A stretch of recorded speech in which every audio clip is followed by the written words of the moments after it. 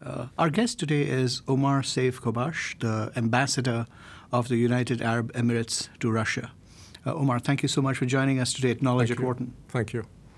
Well, considering that you, have come from the UAE, and everyone who's thinking about the Middle East these days is concerned about what's happening with terrorism. We hear news reports all the time about one more beheading by ISIS. I wonder how you see the situation from your perspective from the region. Sure. I think we're all obviously very concerned about the most recent developments with the development of ISIS. And I think, in a sense, ISIS has presented a real development, kind of a qualitative, in a negative sense, development of extremism in the region.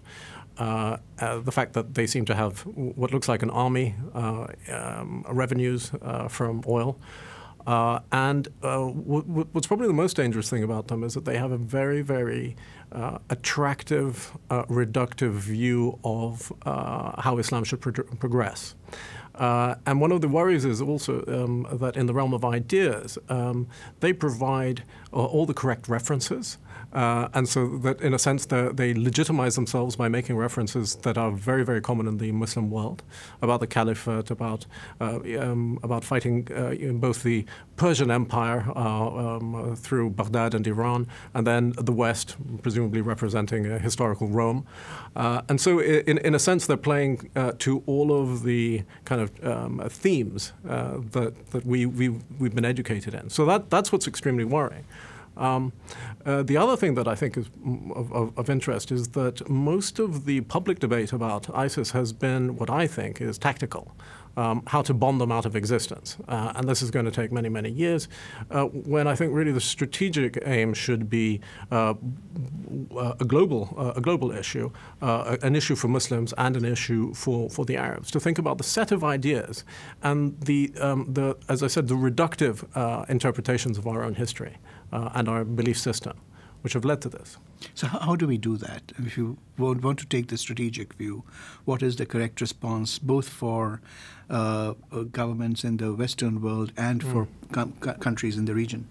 Well, I think the first thing to do is to recognize that there is a strategic element that hasn't been addressed, which is the realm of ideas. And we've heard about it ever since September 11th, that the realm of ideas is where the battles really need to be fought. And that's part of the reason why I've continually personally been very interested in where this is going. And so we often hear about moderate Islam, moderate Muslims, and I regard myself as a moderate Muslim. And there's frequently calls on moderate Muslims to stand up and say something. And that's pretty much where it ends. So moderate Muslims will appear on television, on news broadcasts, and they will make an appeal to other moderate Muslims to say something. But they themselves don't say anything. So in a sense, I think we moderate Muslims have done Islam a disservice by not providing a clear framework for young men and women, whether they're in the West or in Indonesia or in the Arab world, to really deal with the problems of modernity, the existential crisis that young men will face when they haven't got a job, or they haven't got a wife, or they haven't got any opportunities. So how do we take Islam as this moderate force and provide sustenance to them, rather than providing an extremist version of Islam that satisfies their anger and their need for vengeance of some sort? So I think we need to really tackle that. And there have been a couple of attempts. For example, recently there was a conference, Peace in Islam, and that took place in Abu Dhabi, and it was under the organization of the Ministry of Foreign Affairs. So we had Islamic clergy, theologians, thinkers from across the Middle East. And they got together and they did have this 2-day conference. But the question is, are they able to really tackle the issues of Arab and Muslim youth? Now, I'm somewhat sort of hesitant about giving them 100% on that. I think that perhaps it's time for people of goodwill, young men and women who are concerned about where their religion is taking them, to start thinking for themselves outside of theological circles and outside of religious authority, to begin to really think of how we can interpret our traditional Islam into modern terms. Yeah, I mean, obviously, what you're saying about the war at the level of ideas, if you can call it that, or at least a debate at the level of ideas, is extremely important. But do you believe that the situation, especially with ISIS, and I'm not singling them out with other aspects of extremist thinking, have gone beyond the realm of just debate and need some sort of a political or even military solution? And if so, what should that be? Well, I wasn't suggesting that there shouldn't be tactical solutions for the short term, or whether they're military or other. But what is worrying is that ISIS, in a sense, represents a breakthrough for extremism. Yes. And they, in their ideology, do not actually differ that much from other groups who are often called moderate by the Western press, who have the same goals, the same intentions, but who are described as being more pragmatic, ready to make compromises with the present, who we, within the Arab and Muslim community, know that they actually have precisely the same goals. Which is essentially intolerant, and it's a very narrow worldview. So I'm not saying that you shouldn't tackle the phenomenon of violent extremism right now. Absolutely. Any thoughts on how it should be tackled at the tactical level? No, to be honest. And I prefer not to think about that, because I don't have any kind of security or military background that would allow me to understand really what's happening on the ground. So what's the one thing about this ISIS phenomenon that hasn't been clearly understood by the Western world, which it is very important for them to understand?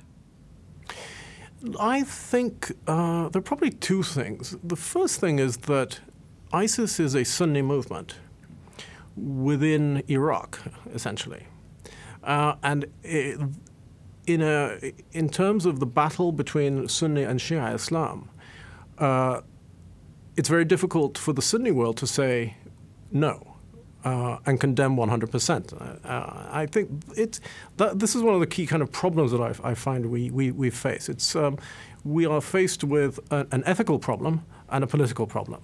And in the case of ISIS, I think essentially the political overshadows the ethical. And so we have a problem in that there is this perception that the Iranian influence over the region is growing, and that the Sunnis of Iraq have genuine grievances, and these are the kind of the warriors of the Sunni group. So that's one of the key problems that needs to be resolved. Now, do you resolve that politically by having an inclusive government in Iraq? Well, that's one possible approach. But I think the deeper and the wider issue there is that perhaps we should begin to think at a global level of a grand reconciliation between the Sunnah and the Shia, because we, at least at the level of leadership, whether religious or political leadership in the region, have not succeeded to reconcile ourselves with each other. And so that's one thing that I think is really very important for the global community to look at this issue and wonder whether it is appropriate for 1.1 billion Sunni Muslims and 300 million Shia Muslims to be so divided. So I think that's one key issue that needs to be resolved. You know, it's sometimes said it's very dangerous to make predictions, especially about the future. Yes, agreed. But how do you think the situation will play out over the next, say, 12 to 24 months? I'd prefer to go a little further than that, if that's okay. I'm actually very optimistic about the situation, because I think one of the issues is that in our part of the world, we generally try to paper over differences. And when the differences are now etched in blood, it becomes very, very clear what the consequences of our differences are. And it also becomes very clear what the implications of our beliefs are. And I think that there is a great deal of interest, at least amongst the youth of the Arab world, to see a better future. It's pretty clear that mass executions of your enemies is not the way forward. So I'm actually optimistic about the future. in the Middle East. Great. I'm really happy to hear that, Omar. Given your role as the ambassador to Russia, you also have very interesting insights, I'm sure, about the situation in that country, and especially the way things are going with Ukraine.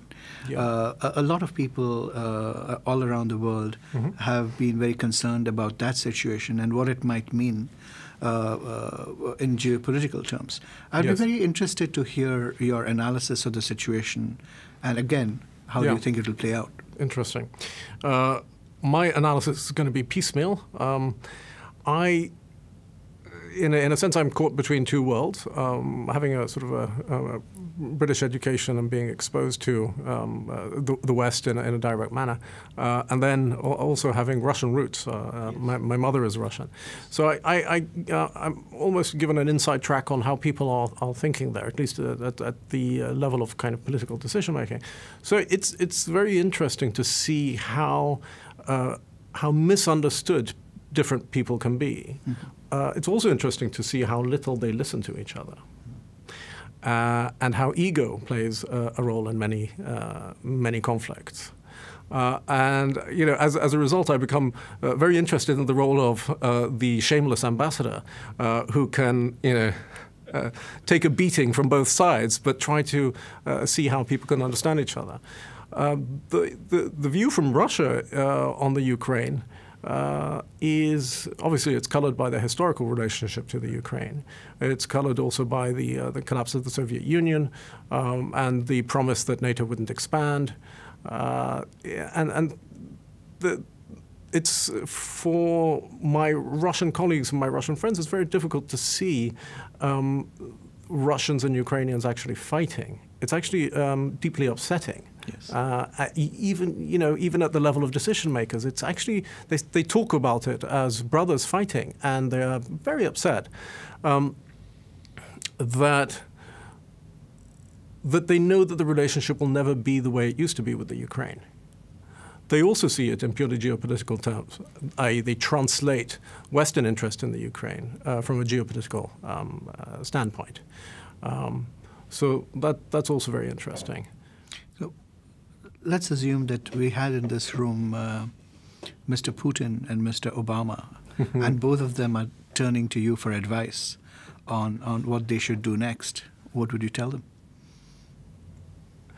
I would tell them to watch the Kissinger-Charlie Rose interview. He got it pretty straight, which is leave the Ukraine, come to some kind of agreement, don't ask the Ukraine to take sides, and just essentially postpone the day of judgment. Great. Well, from the Middle East and from Russia, wonder if we could turn now to the UAE. And especially some of the educational initiatives over there. I know that you personally were involved in helping, some institutions, move to the UAE. Could you tell me a little bit about how you see the educational needs of the region today and how they will evolve over the next few years? Well, again, after September 11th, there was this great interest, global interest, in the educational systems of the Middle East and the Muslim world. There's some big sort of criticisms of rote learning and not having a policy of inquiry, basically, not encouraging inquiry. And so governments in the region took up the opportunity to invest a tremendous amount of money into education. Now, I criticize only from the point of view that I think we could always do better. And the situation I see today is that we have a large number of sort of vocational, technical colleges that focus on business, on creating these opportunities, entrepreneurial opportunities, which is all very useful and very interesting. But what I've always wanted to see is a much broader education. So you can have your engineering degree, but you need to be also informed by the social sciences, by philosophy, by history, to be able to place your engineering engineering tradition within a context so that you know why you are building. It's not purely to create economic value or purely to reinvest the proceeds of oil. And I think that's one of the problems that we've got at the moment, is that either whether it's in the Arabic language or whether it's in sort of English language education in the region, we don't look at history as a place of debate, of opinion, of proof and evidence. We have these, again, reductive histories. And so you have a checklist of facts, selective facts that are supposedly to help you orient yourself in the world. And I think that's one of the key problems. Now, why is a Western educational institution important? I remember being told that this was a case of Western intellectual imperialism. And my response to that was, at least they ask questions. And that's the most important thing about it. If we look at education as an opportunity to be fed opinions, then yes, it is imperialism. But if we are taught the art of asking questions repeatedly, then you've got an education. And that's why I still support Western education in the region. Yeah, I think you're so right, because very often people think about education as something that tells you what to think, rather than it should really be teaching you how to think. Yeah, absolutely. So if you were to think about the role of education in the region and collaboration with Western institutions, how has the experience been, and where do you think this could lead in the future? I think the experience has been broadly positive. It's going to be interesting to begin to see these graduates then fill places, whether in government or in business, in the region. One of the other things is that the Emirates has tried to be a magnet for students from in the surrounding region. And I think that's extremely important. In a sense, what it'll do is it'll create that kind of personal connectivity with, let's be honest, elites from Iran or India, Pakistan, Iraq, and Saudi Arabia. And to be able to have that kind of personal understanding is going to be very, very important. I remember having a wonderful discussion some years ago with Sheikh Nahyan when he was education minister. Yeah. And I was always very struck by one of the things he said, which is when I asked him about the Festival of Thinkers, which is one of the great initiatives you have in the UAE, he said, we know that the oil is not going to last forever. Sure. And when that day comes, the only thing that will keep us competitive is the quality of human capital that we have and that we are able to offer in the world. Do you think that process is going smoothly from your point of view? And if not, what are the primary obstacles that need to be dealt with? That's a very interesting question. Knowing that that is actually the policy of the government, and knowing that it's a policy that that comes out of the nature of the leadership of the Emirates, where they actually value the individual, is very important. What I think is happening is, again, we've got these very powerful forces within the Middle East and within Islamic thinking that are pulling kids to very simplistic interpretations of the world. And rather than, often I think, why would a jihadi or a suicide bomber go and do what he does or what she does? And at times I think that they're just very, very selfish and lacking in responsibility. Now, they would think that actually they're selfless because they're giving their lives and taking full responsibility. We're actually losing your life in jihad, in 3 months from now, is the easy way out. The tough one is to learn, face daily troubles, get married and have children. Bringing up children is unbelievably difficult. These are the true responsibilities, and this is the true challenge I think that people need to refocus on. And that's what needs to be raised up as a holy way of living, rather than this whole idea of going off and blowing yourself up in the desert somewhere as cannon fodder in somebody else's game. I think that's a great way to sort of come back to where we started in the beginning. How do you think that message can be communicated most effectively to the youth of the region? I have to be honest. I think it's going to have to come from people speaking out and speaking. I'm going to be honest in the manner that I'm speaking to you today. Very often we have a traditional respect for somebody in a higher position, whether it's a job or in the community or age, and so we don't have that kind of interaction. I think we need to get beyond that. We've got people of my generation and the generation before me are educated and well-traveled, and there's absolutely no reason to maintain that kind of patriarchal approach to youth. And the reason I think it's very important that we stop treating youth with distance is because there are recruiters out there who are making sure that they grab those youth from us. And I think that's the challenge. Omar, thank you so much for speaking to Knowledge at Wharton. Thank you.